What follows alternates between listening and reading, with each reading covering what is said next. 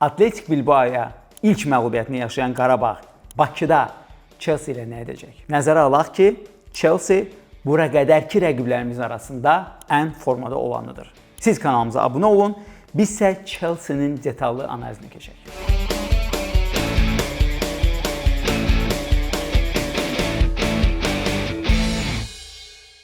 Ən formada olan komanda deyəndə mən nəyi nəzərdə tuturam? Əlbəttə ki, baxdığımızda Çempionlar Liqasında Benfica'nın çox böyük bir və uğurlu bir təcrübəsi var. Komanda son 6 mövsümdə yalnız bir dəfə play-off'a qatıla bilməyib. Digər tərəfdən Atletik Bilbao da son 2 mövsümdə çox uğurlu çıxış edir. Amma əlbəttə ki, mən bunu deyəndə onu nəzərdə tuturdum ki, həm Benfica'nın hazırki durumu, hansı ki komandanın 3 oyundan 0 xalı var və krizisdə olması boş-boşuna deyil. Bir növ axsayan rəqiblər idi və Qarabağda əlbəttə ki, onların birini çox möhtəşəm futbolla məğlub etdi. Atletik Bilbao ilə isə şansımız var idi. Amma bu mənada Chelsea tam fərqli bir ağırlıq kateqoriyasıdır. Sözün həqiqi mənasında biz Chelsea ilə oyunda əsl Çempionlar Liqası səviyyəsində bir rəqibi görəcəyik. Hətta deyərdim ki, top 10-12-liyə rahat daxil ola bilən rəqibdir. Ona görə bu maç mənim fikrimcə Qarabağın buna qədərki 3 oyunundan kifayət qədər daha ağır olacaq. İndi isə gəlin bir-bir başa düşməyə çalışaq ki, Chelsea ümumiyyətlə özündən nə təmsil edir, komandanı Qarabağla nə gözləyir. Giriş verməmişdən öncə Chelsea-nin oyun stilinə bunu qeyd edim ki, biz ötən dəfəki təcrübədən yararlanaraq bu videonu çox-çox öncə çəkirik ki, siz buna kifayət qədər baxa bilərsiniz. Çünki ümumiyyətlə Chelsea buna çox uyğun komandadır və niyəsini Chelsea-nin analizində sizə deyəcəm. Hazırda biz bugün oktyabr ayının 25-idir. Yəni bir neçə saatdan sonra Chelsea çempionatda Sunderlandda oynayacaq. Qarabağla maçdan öncə Chelsea-nin Wolverhamptonla Liqa kuboku və sonra da Tottenham Hotspurla daha bir çempionat oyunu var. 3 oyun əslində Chelsea-nin oyun fəlsəfəsində ciddi heç bir şey dəyişməyəcək, amma heyətində çox şeylər dəyişə bilər. Əgər sadəcə olaraq hər hansı bir sayta daxil olaraq Chelsea-nin bütün oyunlarına baxsaz, ilk reaksiyanız yəqin ki, çaşqınlıq olacaq. Çünki Enzo Maresca həddindən artıq fərqli rotasiyalara əl atır. Bəzi oyunlarda misal üçün Lavia dayaq yarımdəfəçisi mövqeyindədir, bəzi oyunlarda həmin mövqedə Enzo var. Bəzən görürük ki, hazırda dünyanın bir nömrəli yarımdəfəçisi olan Moises Caicedo necə Ajax-la oyunda olduğu kimi və çempionatda da Brentford-la oyunda olduğu kimi adam sağcı müdafiəçisi funksiyasını yerinə yetirir. Bəzən də Pedro Neto, hansı ki universal wingerdir, amma bəzən görürsünüz sağda oynayır. Elə olur ki, solda oynayır və gəlin bundan başlaşmağa çalışaq. Amma baxmayaraq ki, Chelsea-də heyət bu qədər rotasiya uğrayır. O komandanın topla build-up'ı, toplu oyun tərzi, hücum etmək üslubu, pressingi və topsuz oyunu eynidir. Sadəcə olaraq icraçılar, yəni futbolçuların adı dəyişir və bəzi hallarda mövqeyi dəyişir, amma onların yerinə yetirdiyi funksional eyni olaraq qalır. Gəlin ilk öncə bunu qeyd edək ki, Chelsea-nin belə çoxlu rotasiyalara əl atmasının səbəbi və bunu da Enzo Maresca çox maraqlıdır ki, dəfələrlə bildirir və mənim fikrimcə bu çox vacibdir. Bu klublararası dünya çempionatıdır. Klublararası dünya çempionatının içində də, turnirin gedişində də Enzo Maresca dəfələrlə bildirirdi ki, yəni biz bu turnirə hörmətsizlik etmirik, amma bu turnirə görə özümüzü öldürmürük, heyəti rotasiya edirik, heyət daxili oyun əlaqələrini gücləndiririk, komandanı inkişaf etdiririk. Amma buna baxmayaraq yenə də əlbəttə ki, futbolçular Chelsea-də hardasa o biri rəqibləri hansılar ki, klublararası dünya çempionatında iştirak etmədə onlardan fərqli olaraq daha 3-4 həftə az tətilə malik oldular. Bu da artıq özünü birbaşa şəkildə göstərməkdədir. Chelsea-nin mövsümün müxtəlif kəsiyində, hansı ki, balaca mövsüm olsa da kifayət qədər çox şaxəli olub Chelsea üçün. Müxtəlif oyunçuları ya sıradan çıxır, ya da qırmızı kart alır. Xatırladaq ki, Ajax-la oyunda həm də ilk dəfə oldu ki, Chelsea son 6 oyunda qırmızı kart almadı. Buna qədər 5 oyunda albatal qırmızı kart və fərqli ssenarilərdə alınırdı. Bundan əlavə əlbəttə ki, komandanın 4 itkisi var, hansılar ki, hazırda 4 itkisi var. Bunu deyim, yenə deyirəm, bugünkü çəkilişlə Qarabağ oyunu arasında 3 maç olacaq və o 3 maçda mən istisna etmirəm ki, zədələr yenə də olacaq. Hazırda ən böyük belə prioritet olaraq Cole Palmerin itkisidir. Cole Palmer dekabrın əvvəli qayıdacaq və ciddi ümumiyyətlə Boxing Day İngiltərədə bilirsiniz bu böyük bir fenomendir. Dekabrın 22-si yanvarın 1 arasında klublar 3-4 çempionat oyunu keçirirlər. Həmin dönəmə Maresca'nın onu qoruduğu da bildirilir. Lakin ən yaxşı ehtimallar onun dekabrın hardasa 10-na geri dönməyi idi. Lakin hər kəs Palmer qədər şanslı deyil. Çünki komandanın əsas mərkəz müdafiəçisi olan Levi Colwill ümumiyyətlə gələn mövsümün əvvəlinə qədər sıradan çıxıb, ya daha dəqiq desək, iyunun sonuna qədər adam forma geyməyəcək. %100 dünya çempionatını bir mənalı şəkildə buraxır və gələn mövsümün əvvəlinə yəni iyul ayından komanda ilə məşqə başlayacaq. Bundan başqa hazırda daha bir mərkəz müdafiəçisi olan Badiashile ilə Delap hücumçu zədəlidir və onlar da dəqiqdir ki, Bakıya gəlməyəcəklər. Çünki hər ikisinin zədədən geri dönmə müddəti müvafiq olaraq noyabrın ortası və dekabrın əvvəlidir. Lakin buna baxmayaraq Chelsea-nin rəhbərliyinin Todd Boehly'nin o qədər belə 20 yaşlı, dreadli, qara dərili futbolçuları hardan gəldi almaq siyasətinə gülürdük. Hətta Chelsea azarkeşləri üçün bu bir qədər çaşbaşlıq yaratmışdı. Çünki sən adətən öyrəşirsən ki, komandada bir növ ağsaqqal oyunçular olur. Komandada nəsil dəyişmə orqanik pillə-pillə olur. Chelsea-də isə məsələn 3 il əvvəl komandasına baxın, indiki heyətinə baxın. 2 fundamental ayrı komandadır. Həmin dövrdən ancaq zədələri ilə mübarizə aparan, amma zədəsi olmayan da möhtəşəm futbolçu olan Reece Jamesin adını çəkmək olar ki, hansı ki az-çox heyətdə öz yerini qoruya bilib. Lakin bax, həmin o siyasətin müsbət tərəfi ondan ibarətdir ki, personal olaraq Chelsea-nin həddindən artıq çox futbolçusu var ki, həmin boşluqları doldursun. Bu boşluqlar ideal şəkildə doldurulmur, bunu öncədən deyim.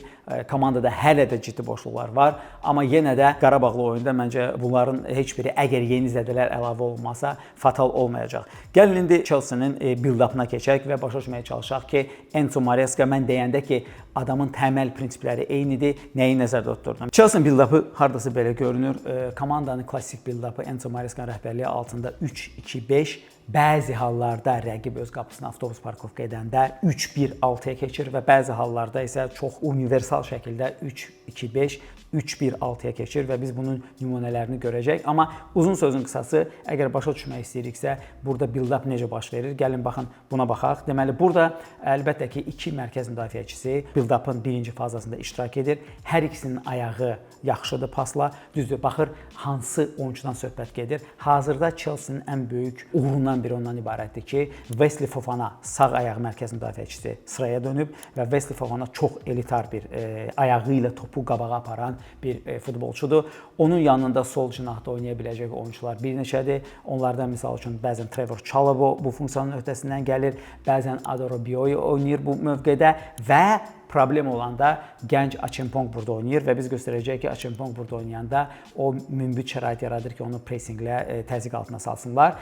Lakin argumentimizin xətrinə deyək ki, burada 2 mərkəz müdafiəçisi var və 2 mərkəz müdafiəçisinə dayaq yer müdafiəçilərin biri qoşulur. Burada çox vacibdir ki, söhbət hansı dayaq yer müdafiəçisindən gedir. Çünki Chelsea start heyətində müxtəlif dayaq yer müdafiəçisi funksiyonlarından istifadə edir. Bəzən bu cütlük olur Lavia, Caicedo, bəzən isə Caicedo və Fernandes olur. Biz indi Fernandes haqqında ayrıca danışacağıq. Amma uzun sözün qısası, əgər Lavia heyətdədirsə, həmin müdafiəyə ikiliyə 3-cü elementi, 3-cü oyunçunu qatan odur. Əgər Enzonun partnyoru Moises Caicedo'dursa, Moises Caicedo üçlüyə düşür və nəticədə komandaya kömək eləyir ki, build-up'ın ilk fazasında 2 nəfərlə çox güman ki, təzyiq edən rəqibə qarşı say üstünlüyü əldə etsin. Əlbəttə ki, avtomatik olaraq dayaq yer müdafiəçilərin, yəni double pivotların biri Lavia olduğu halda bu Caicedo'dur. Caicedo olduğu halda bu Enzo Fernandes'dir və Enzo Fernandes'lə bağlı bir maraqlı bir məqam var build-up'da. Cinah müdafiəçilərindən sağ cinah müdafiəçisi. Bu həm Malo Gusto ola bilər, eyni zamanda bu ola bilər Reece James, hansı ki ikili formalaşdırır və qalan şəkildə Chelsea-nin, yəni 5 oyunçunun 3+2-nin məqsədi ondan ibarətdir ki, qısa paslarla, sürətli paslarla, dinamik şəkildə topu irəli mərkəzə atsınlar və əlbəttə ki, bu şərti mövqedir. Bəzən burada olan futbolçuların bir neçəsi arxaya gəlib, hansı cinahdan hücum gedirsə, başlayırsa, orada komanda yoldaşlarına dəstək verir ki, 5-li formalaşsın. Amma gəlin indi Chelsea-nin build-up'ını nümunələrlə görməyə çalışaq. Gəlin bir epizoda baxaq. Baxın, bu epizodda Chelsea sol cinahdan hücuma keçir. Lakin indi burada kadrı donduraraq bu həmin o hücum beşliyini görməyə çalışaq. Burada gördüyümüz kimi ən solda sol cinah vingeri Garnacho'dur, yarım cinahda Cucurelladır və Andre Santos 10 nömrədir. João Pedro isə mərkəzdə yerləşiblər və bu dəfə bu halda Gusto sağdadır. Yəni Chelsea-də belə dəyişikliklər çox tez-tez olacaq. Ona görə buna Qarabağın hazır olması çox vacibdir. Daha bir epizoda baxaq. İngiliscə buna lob deyirlər. Yəni bir növ başının üstündən bir pas və bu pasda da əsas hədəf baxın bu mərkəz ikili idi. Çünki mərkəz ikiliyi əslində yenə də João Pedro, həm də ki Marco Guiu bir hücumun sivri ucunda olurlar. Amma buna baxmayaraq baxın onlar bir-birinə yaxın məsafədə həmin o gələn topu topa gedirlər ki, özləri ilə 2-3 müdafiəsini çəkə bilsinlər və bu əlbəttə ki, bizim komandanın mərkəz müdafiəsi üçün çox ciddi baş ağrısı olacaq. Daha bir epizoda baxaq. Baxın, burada sadəcə olaraq mən sizə epizodla yanaşı kadrı dondurub göstərmək istəyirəm ki, gördüyünüz kimi klassika burada da özünü qoruyur. Yəni 5 göy formada olan futbolçu həmin o build-up'ın hücum fazasını göstərən bir beşlik hücumdadır. Bəzən oyunçuların funksiyaları arasında fərq ola bilər. Misal üçün build-up'da bəzən Cucurella başlaya bilər. O da o deməkdir ki, sağ cinahda olan sağ cinah müdafiəçisi James və ya Malo Gusto hücumun fazasında aktiv şəkildə iştirak edə bilər. Amma bir növ toplananların yeri dəyişəndə cəm dəyişmir. Yəni 3-2-5 və ya 3-1-6 burada da qorunur. Və gəlin indi bir epizod göstərim ki, hardakı Qarabağ Atletik Bilbao ilə tutuldu və bu oyunda da çox ehtiyatlı olmaq lazımdır. Çünki top komandalar bunu getdikcə aktiv şəkildə istifadə etməyə başlayıblar. Ajaxla maçda vurulan qoldur. Gördüyümüz kimi 5 futbolçu var və 5 futbolçunun qabağında bir ofsaydda yatıb qalmış belə dırnaq içində Chelsea futbolçusu var. Bu hücumçu 9 nömrə Mark Guyudur. Adamın məqsədi nədən ibarətdir? O ofsaydda qalır ki, rəqibin müdafiəçini çaşdırsın. Ya rəqibin müdafiəçi 2 addımdan birini atır, ya bir müdafiəçi onunla eyni xəttə qalmaqla demək olar ki, ofsayd tələsini məhv etmiş olur. Bununla da əgər Chelsea-nin o bir oyunçuları buna reaksiya verib say çoxluğu ilə bir növ qapının ağzında ola bilərlər. Əgər bu baş vermirsə, Ajaxla maçda olduğu kimi Mark Guyo ofsayddan hücumun ikinci fazasında onside, yəni oyun çərçivələri qaydasında öz mövqeyində olur və burada fərqlənir. Bunun da yenə də improvizasiya əsaslanmır. Bu Chelsea-nin ümumiyyətlə top komandaların bir neçəsinin, həmçində Enzo Maresca'nın sistematik tətbiq etdiyi metoddur. Bunu ən yaxşı tətbiq edənlərdən biri misal üçün ötən mövsümdən Barcelonada Hansi Flickdir. Qarabağ nəyə görə ehtiyatlı olmalıdır? Xatırlayaq bu qolu. Burada əlbəttə ki, Qarabağın yüksək xətti iflasa uğradı. Lakin gəlin burada iflasa uğramağın bu süni oyundan kənar vəziyyəti Mateus Silva'nın pozmağının səbəbinə baxaq. Bu elə-belə deyildi. Burada sol cinahda, hardakı Mateus Silva bizim sağ cinahımız, Atletikin sol cinahında Nico Williams ofsaydda qalmışdı. Mən deyə bilmərəm ki, Nico Williams ofsaydda qəsdən qalmışdı, yoxsa geri qayıda bilməmişdi. Atletik Bilbao'nu araşdıranda Atletik Bilbao'nun bu taktikadan istifadə etdiyini aktiv şəkildə o qədər də görməmişdim. Çünki adətən cinah vingerlərinin ofsaydda qalması o qədər də komandaya böyük bir üstünlük vermir. Nəyə görə? Çünki adam onsuz da içəri girənə qədər müdafiəçi ona çatacaq. Əsasən ofsaydda qalmaq mərkəz zonasında çox təhlükəlidir ki, çünki orada 1-2 addımın söhbətidir. Amma burada tələyə düşür Mateus Silva, geridə qalır və onun geridə qalmasından da istifadə edən Borja Cruzetta tam onside olaraq bərabərlik qolunu vurur. Və Chelsea ilə də oyunda biz buna xüsusi diqqət verməliyik, çünki Chelsea bu priyomdan Barcelona qədər olmasa da kifayət qədər intensiv şəkildə istifadə edir. İndi isə gəlin Chelsea-nin bir neçə oyuncusunun timsalında Chelsea-nin niyə bu qədər super komanda olduğunu, möhtəşəm klub olduğunu göstərək və bunların hər biri bizim komanda üçün çox ciddi baş ağrısı olacaq. Lakin bu baş verməmiş, gəlin ki, arqument xətrinə klassik 4-2-3-1-ə qayıdaq ki, göstərmək istədiyimizi sizlərə meydanda göstərə bilək. Biz başdan da üstünə başlamışlar. Dəqiq. Girişdə deyəsən Jose Mourinho'nun Chelsea xatirəsi olaraq 4-3-3 qoymuşduq, amma əsl taktik əlbəttə ki, Enzo Maresca rəhbərliyi altında 4-2-3-1-dir, çünki bayaqdan biz double pivotdan danışırdıq. Deməli, bir neçə futbolçudan danışmaq istəyirəm. Xüsusi aksent vermək lazımdır və onların hər biri Chelsea-nin o hücumlarının qat-qat olmasını göstərir və əslində komandanı da super komanda edən və eyni zamanda Enzo Marescanı da çox gözəl bir məşq edən məhz bu sistemi otuzdura bilməsidir. Bu proses hələ də davam edir, amma biz Chelsea ilə maçda bunu Bakıda da 100% əminəm ki, görəcəyik. Deməli, gəlin birinci başlayaq nədən? Cole Palmer olmadığından bu dəqiqə komandanın yaradıcı 10 nömrə işi Enzo Fernandes'in çiyinlərinə düşür. Amma Enzo Fernandes'in istifadə metodu Enzo Maresca'da iki cürdür. Bəzi oyunlarda Enzo Fernandes klassik adından da göründüyü kimi 10 nömrə mövqeyində çıxır. Lakin hətta Ajaxla maçda Santos'un olmadığı təqdirdə belə bu mövqeydə Maresca Buonanotteni sınadı. Fernandes isə arxadan oynayan 8-10 nömrə funksiyasını yerinə yetirirdi. Deməli, əslində Enzo Fernandesi və Chelsea azarkeşləri haqqlı olaraq Frank Lampardla müqayisə edirlər. Çünki Frank Lampard da klassik 8 nömrə olaraq dərindən gələrək hücumun ikinci dalğasını dəstəkləyən bir futbolçu olub və tarix olaraq ən məhsuldar yarım müdafiəçisidir və əlbəttə ki, komandanın simvollarından biridir. Ümid edək ki, bir İngilis futbol nazirkeşi kimi Fernandes Chelsea-dən tezliklə heç yerə getməz. Çünki sözün həqiqi mənasında göz oxşayan oyunçudur. Gəlin Fernandesin hərəkətlərini başa düşməyə çalışaq. Deməli, əgər Chelsea beşlik, yəni klassik biz bilirik ki, cinah oyunçuları cinahda oynayırlar, yəni wingerlə müdafiəçi həm öz cinah və yarım cinahında oynayır. Burada da eyni şeydir. Mərkəz oyunçuları başa düşürük nədir? Bilirik ki, 9 nömrə ilə 10 nömrə baxın, bayaq build-upda göstərdiyimiz kimi rəqibin 2 müdafiəçinin üstünə gedir və əgər hər kəsdə man marking varsa və nəzərə alaq ki, bugünkü futbolun təbii 2025-də man markingdir müdafiədə, yəni oyunçu tutmaq. Burada gözlənilməz element kimi Enzo Fernandez cərimə meydançasına lazımi anda sürət hesabına və ağıl hesabına girərək qol epizodu yaradır. Baxın bu epizoda. Bundan başqa Benfica ilə Çempionlar Liqasında Jose Mourinho ilk oyununda Jose oyundan əvvəl bildirmişdi ki, rəqibin ən çox ehtiyat etdiyi Enzodur və Enzoya qarşı hansısa bir tədbir görəcək. Onun da tədbiri nədən ibarət idi?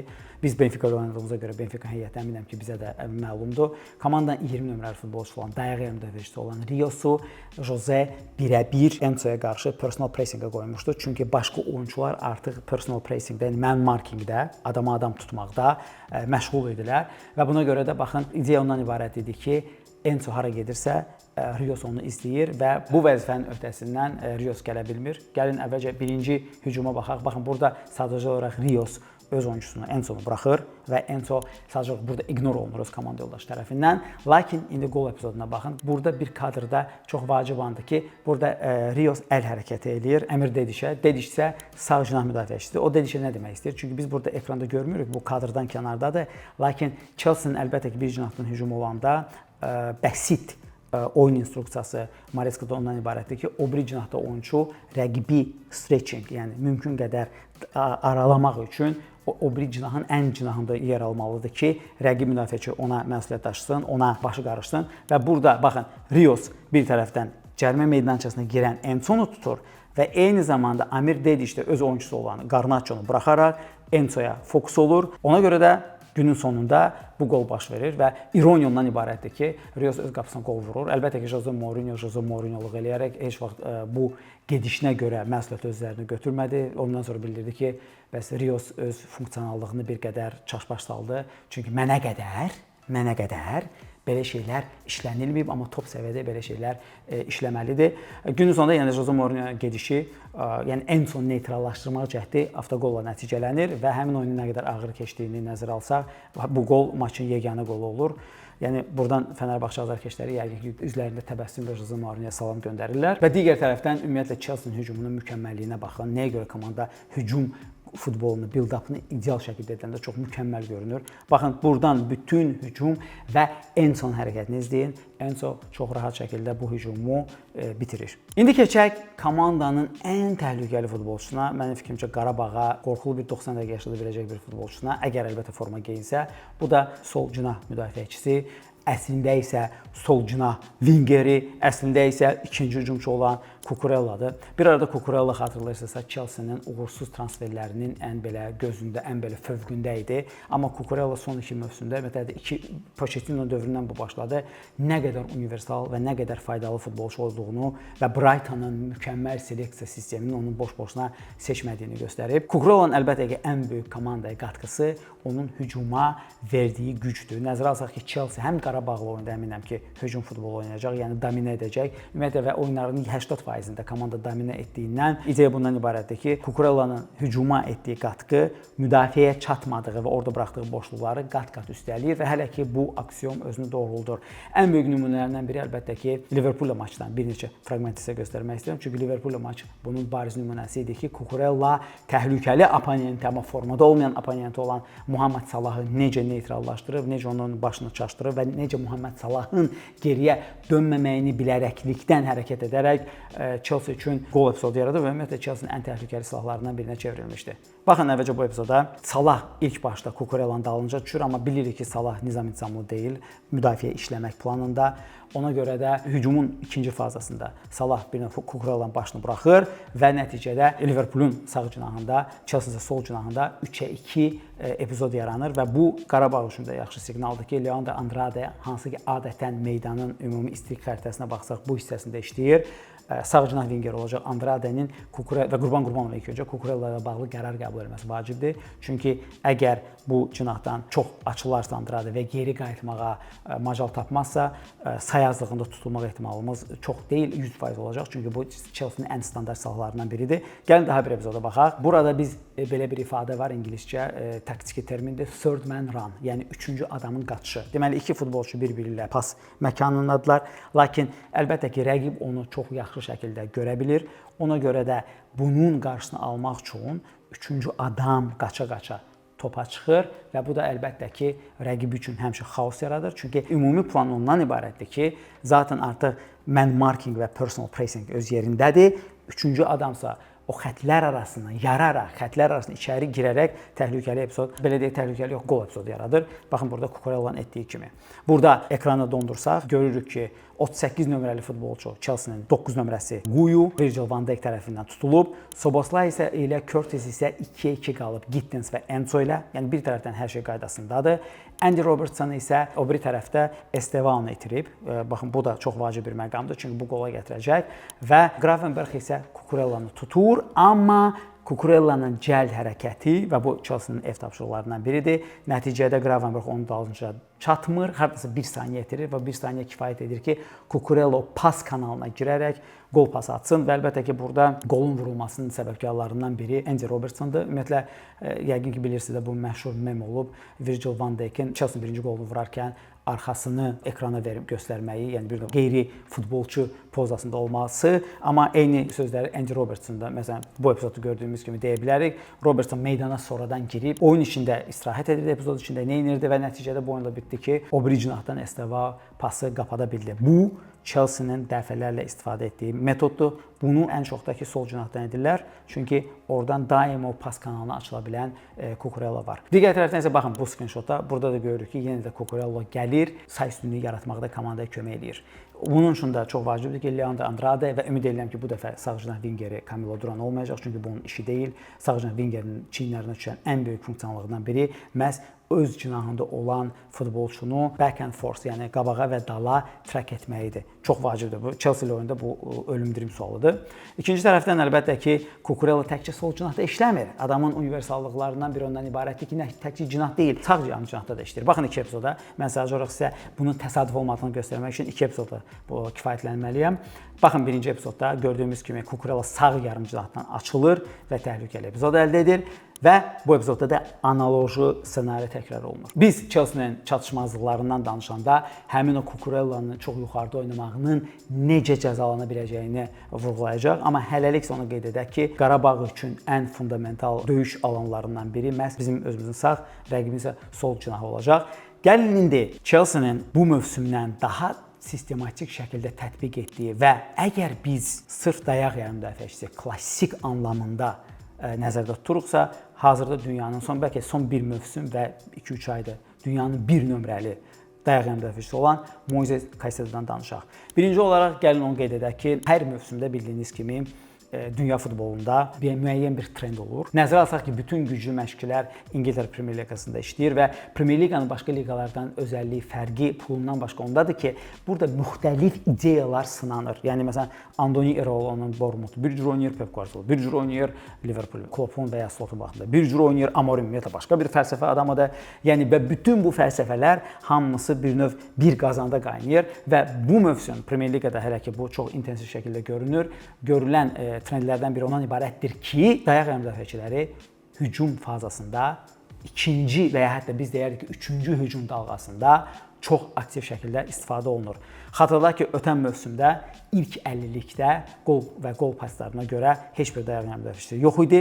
Lakin bu mövsümdə birdən-birə 4 dayaq yarımdəfəçisi var. Onlardan biri də əlbəttə ki, Moises Caicedo'dur. Moises Caicedo bu anda, yəni ki, Sunderland'da oyundan qabaq artıq 4 dəfə fərqlənib və bu 4 qolun 3-ü uzaqdan zərbələrdən olub. Gəlin indi onu başa düşməyə çalışaq və detal başa düşək ki, əminəm ki, bu Qarabağ üçün daha bir baş ağrısı mənbəyi olacaq. Gəlin əvvəlcə Moisesin Liverpool'a qarşı vurduğu bu möhtəşəm qola baxaq və biz göstərəcək ki, bu qol həm şüurlu şəkildə məşqçinin Marescanın gedişidir, yəni oyunçulara verdiyi instruksiyada, həm də bu epizodda Moises zərbəni vurmasaydı, zərbə görüntüsü verib bir pas atsaydı, eyni qol təhlükəsi kimi bir epizodda əldə edəcəkdir. İndi gəlin bunu bir 4 screenshotla mən sizə izah etməyə çalışım ki, bu qol hardan əmələ gəlir və bu qol tipik Enzo Maresca Chelsea-nin qoludur. Birinci screenshotda biz görürük ki, Mozesə pas Szoboszlayın ağıllı mövqe seçməyi sayəsində blokdadır, yəni adama pas atılmayacaq. Lakin demişdik ki, Chelsea-də çox yaxşı şəkildə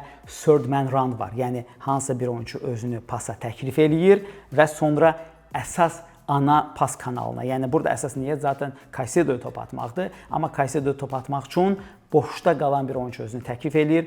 Bu epizodda məsələn ikinci screenshotda görürük ki, Malo Gusto biraz qabağa gəlir, onu tutan Liverpool oyunçusundan biraz aralanır və topu qəbul eləməkdə əksində qəbul eləsə özündə saxlasa Liverpool oyunçusu onu yenə də personal pressing edəcək, amma əsas məqsəd dediyimiz kimi Caicedo'nun, çünki arxada boşdur, əgər Szoboszlaydan pas keçsə Caicedo boşdadır. Malo Gusto epizoda gəlir, Caicedo'nun zərbə mövqeyinə çıxardır, daha doğrusu pas mövqeyinə çıxardır. Baxın 3-cü screenshotda Chelsea-nin o build-up'ındakı 2 futbolçu şərti 10 nömrəsi ilə 9 nömrəsi João Pedro'nun burada artıq cərimə meydançasının içinə girib hərəkətini görürük və əlbəttə ki, burada Virgil van Dijk çox böyük təcrübəsi ilə başa düşür ki, Caicedo bədən hərəkəti ilə zərbə vuracaq. Ona görə artıq Caicedo'ya doğru addım atır ki, onun qarşısını alsın. Ona görə İbrahim Konate João Pedro ilə birlikdə aşağı düşür və Pedro'nun ağıllı hərəkəti biz 4-cü screenshotda görürük və bu screenshot əslində bizə göstərir ki, Chelsea-nin burada Moisesin zərbəsi ilə yanaşı başqa bir çox perspektivli bir hücum bitiriciliyi bir ssenarisi də var idi. Bu da nədir? Xatırlayırsınız biz həmişə mərkəz hücumçusundan danışanda onun intellektini onda görürdük ki, o iki müdafiəçi arasına girərək ikisini də çaşdırsın. Burada baxın sağ cinah müdafiəçisi olan Bradley ilə mərkəz sağ olan Konate'nin arasına girir, hər ikisini özünə çəkir. Nəticədə burada gördüyümüz kimi iki Chelsea futbolçusu birdən-birə boşdadır. Yəni pas həm cinaha atıla bilər, həm yarım cinaha atıla bilər və buradan da Chelsea qol epizoduna çıxa bilər. Amma əlbəttə ki, Moses zərbə qərarını verir və bu möhtəşəm qolla nəticələnir. Və gəlin yenə də deyirəm, biz bir daha qolu verək, bir daha qola baxın və bütün dediyim elementləri çox belə sürətlə cəmi 10-15 saniyə içində görməyə çalışın. Bundan başqa Ajax-la maçda yenə də baxın analoji ssenari, Moses Caicedo ya qapanan rəqibə qarşı, ya boş mövqe, boş alan görür qabağında və bunun nəticəsində zərbə vurmağa əlbəttə ki, məşqçidən onun tam lisenziyası var və ona görə çox gözəl zərbə ilə biraz rikoşetin sayəsində fərqlənir. Baxın, bu epizod yenə də uzaqdan zərbə cəhdi. Burada isə daha bir epizod və daha bir uzaqdan zərbə və daha bir qol. Amma gəlin əvvəlcə qolu izləyək, sonra qolu incələyək. Burada təhlükə nədən ibarətdir? Xatırlayırsınızsa biz Atletico Bilbao'nun analizlərində də demişdik ki, pas gələndə hücumun sivri ucunda klassik 9 nömrə funksiyasını yerinə yetirən kimsə olacaq.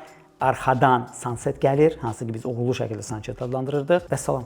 Atletico bir də cinahdan oyuncu gəlir. Amma Chelsea-nin 3-cü qatı da var. Yəni baxın bu epizodda gördüyümüz kimi bir tərəfdən mərkəz hücumçusu öz yerindədir, digər tərəfdən arxadan Cole Palmer, yəni nominal 10 nömrə gəlir və əgər top onlardan keçirsə, arxada Moses Caicedo da var, hansının ki oturmuş bir zərbəsi var və bu epizodda belə qolla nəticələnir. Yəni göstərmək istəyirəm ki, bir növ komandanın nə qədər çox qol vurma silahı var və nə qədər bu yaxşı şəkildə cilalanıb. Bundan başqa, əgər rəqib avtobus parkovka edirsə və ya çox dərin müdafiə olunursa, Chelsea-nin tez-tez istifadə etdiyi silahlardan biri, hətta ikisini birləşdirib deyək, kornerlər və asmalardır cərimə meydançasında. Çünki Chelsea-də bildiyimiz kimi Todd Bowley'nin oyuncu almaq prinsipi ondan ibarətdir ki, qara dərili olmalısan, 1.90 olmalısan, ən böyük yaşın 23 olmalıdır və çox hündür olmalısan dediyim kimi və əlbəttə ki, bu o deməkdir ki, komanda ikinci mərtəbədə rəqiblər üzərində çox ciddi üstünlük əldə edir. Gəlin bir neçə epizoda baxaq. Məsəl üçün birinci olaraq Chalobah'nın Manchester United vurduğu qol, baxın ikinci mərtəbədən vurulur. Ondan başqa Acheampong'un,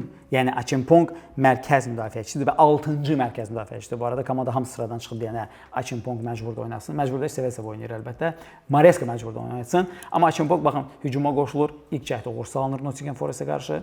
Lakin bu sistematik gedişdir. Bu tək simptomatik deyil. Ona görə baxın 4-5 dəqiqə sonra yenə də Acheampong hücuma qoşulur, amma bu dəfə ikinci dəfədən onun bəxti gətirir. Bəxti gətirir deməzdim, bəxti gətirir. Bəlkə Chelsea azarkeşləri biraz bunu hörmətsiz qarşılar. Yəni bu dəfə artıq istədiyini alır. Kornerlərdən danışanda əlbəttə ki, Chelsea kornerlərdən West Ham'a qarşı hat-trick elədi.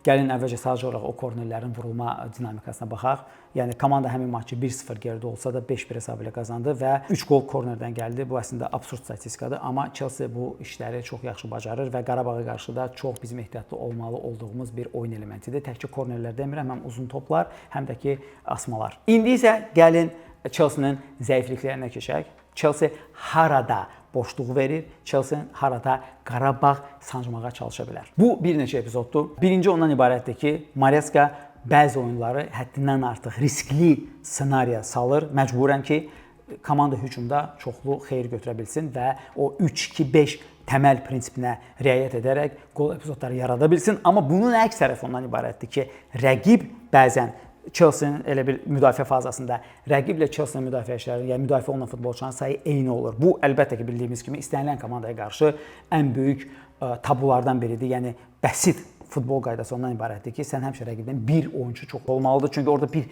driblinqi və ya bir düzgün mövqe seçilməməyin və ya üçüncü oyunçunun sürətli girişinin badına gedə bilər bütün müdafiə sistemi. Baxın, Liverpool-la 2 epizod göstərmək istəyirəm öncə screenshotlarla. Baxın, burada 3-3 qalıblar. Yenə də effektiv şəkildə koordinasiya olacağı təqdirdə Liverpool səviyyəsindən burada qol vurmaq çox asandır.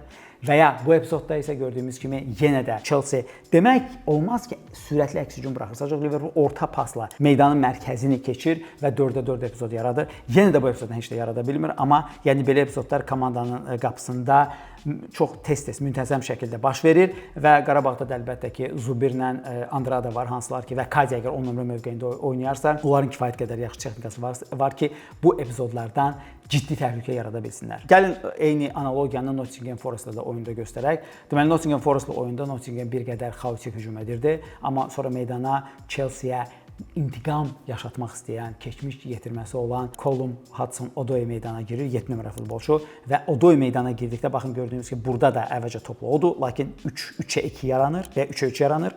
Sonra daha bir epizodu görürük ki, daha bir epizodda da yenə də əvvəlcə top Hudson-Odoi'dadır, ona 2 futbolçu kömək eləyir və burada sadəcə komanda bəxti gətirmək ki, komanda qol vura bilmir. Ümumiyyətlə, bu inanılmaz bir bəxtsizlikdir. Burada isə Brentfordla oyundadır. Uzun top, hansını ki, baxın, Qarabağın hücuma sürətli keçidi var.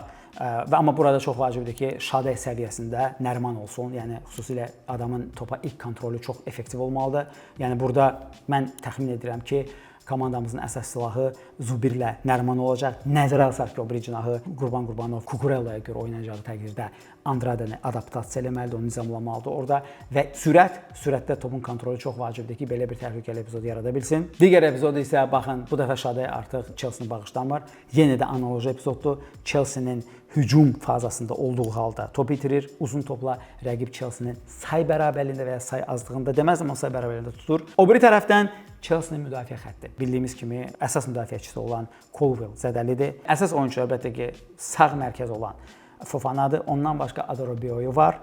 3-cü futbolçu Trevor Chalobah ola bilər. 4-cü futbolçu Achampong'dur. Chalobah çox nizam-intizamsızdır. Adam çox tez-tez mövqeyini itirib və axmaq follarla komandasına həm qapısına fol gətirir, həm də ki, qırmızı kart ala bilir. Qırmızı kartı artıq var oyunçunun. İkinci tərəfdən Achampong əgər oynayarsa deyirəm, Qarabağa qarşı bəlkə də çempionat oyunlarını nəzərə alıb Qarabağa qarşı Achampong oynada bilər. Amma baxın, gördüyümüz epizodlarda Achampong adi təzyiqlərdə kobud səhvlərə yol verir. Və digər epizodda isə burada Malagusto çox yanlış hesablama edir və yanlış pas atır, az qalıb bu qolla nəticələnir. Və bu epizodda yenə də Achampong səhv edir. O nə vaxt tullanıb başla topu vurmağını düzgün hesablaya bilmir və nəticədə komandanın qapısına az qala qol olur. Və əlbəttə ki, sürətli əks hücumda komandaya kömək eləmək istəyən Sanchez Chelsea-nin yeganə zəif bəndi sayılır hər kəs formada olanda. Sanchez bəzi oyunlarda çox yaxşı oynayır, amma çox qeyri-sabit. Məsələn, bu epizodda gördüyümüz kimi məşhur Manchester United ilə o qırmızı kartını alır. Harda ki, yəni qoy buraxsın, Mboma qolu vurardı. Maresca oyundan sonra bunu demişdi ki, yəni qoy qolunu vurardı, 1-0, 11-11 oynayardıq. Burada hər hansı bir faciə bir şey yox idi. Digər tərəfdən isə əlbəttə ki, hər qəpiyin iki tərəfi var. İngiliscə belə bir atılar sözü var. Yəni Cucurella hücuma qoşulanda komandaya çoxlu üstünlük versə də, əgər Cucurella'nın başının üstlərindən top gedirsə, sürətli sağ cinahdan əks hücum baş tutursa, o zaman Chelsea sayarlığında həmin cinahda tutula bilər. Gəlin bir neçə epizodun dilində bunu başa düşməyə çalışaq. Baxın, burada Dorgu Jameslə sağ cinahda birə-birdir. Jamesi keçərək Dorgu əks cinaha pas atmaq istəyir ki, hardakı Mboma zərbə mövqeyinə çıxır. Yəni Chelsea-nin cinahlarının yuxarı olmasının eksploatasiyası ondan ibarətdir ki, həm həmin cinahda oyunçuları birə-bir buraxmaq olar, həm Andradanın, həm xüsusilə də Zubirin birə-birdə yaxşı dribling bacarığı var və eyni zamanda əks cinah da adətən boş qalır. Hardan ki, yəni bir cinahdan o biri cinaha asmalar Chelsea qapısında çox ciddi təhlükə yaradır. Gəlin başqa bir epizoda baxaq. Bu epizodda gördüyümüz kimi yenə də Chelsea müdafiəsi çox aralanıb, yenə də say olaraq problem var və burada bir cinahdan başqa cinahla bir növ bütün Chelsea müdafiəsini kəsilir. Və bu epizodda isə Chelsea müdafiəsi 1-2 tutulur. Bu ümumiyyətlə faciədir. Burada Alman futbolçu Füllkrug qol vursa da bu qol ofsayda görə sayılmır, amma yenə də bunu göstərir ki, Chelsea harda eksploatasiya oluna bilər. Və daha bir priyom, bu screenshotla mən sizə göstərmək istəyirəm. Bunu Amorim bilərəkdən edirdi. Deməli, Cucurella hətta arxada olanda belə hardasa baxın burada olur. Ona görə ona mərkəz müdafiəçilərin biri ya da ki, həmin cinahda olan Lavia kömək etməyə çalışır. Amma nə baş verir burada? Maraqlı məqam ondan ibarətdir ki, əgər burada Lavia yox, Ento varsa, ümumiyyətlə o biraz yuxarıda qalır. Burada məsələn üçün %100 say bərabərliyi yox, 2-2 yox, 3-2 əldə etmək üçün Amorim De Ligtdən aktiv şəkildə istifadə edir. Beləliklə, dostlar, Chelsea haqqında bu qədər. Sizin də şərhlərdə çox gözəl kommentlərinizi nəzərə alaraq biz bu videonu mümkün qədər detallı etdik. Sizcə ev oyunu olduğunu nəzərə alaraq Bakıda Qarabağın Chelsea-yə layiqli müqavimət göstərmək şansı var, yoxsa bir növ Chelsea elitar bir Avropa klubu kimi Qarabağa bir növ futbol dərsi keçəcək? Fikirlərinizi və təkliflərinizi şərhlər bölməsində bildirməyi unutmayın. Videonu bəyəndinizsə like edin və əlbəttə ki, kanalımıza abunə olun.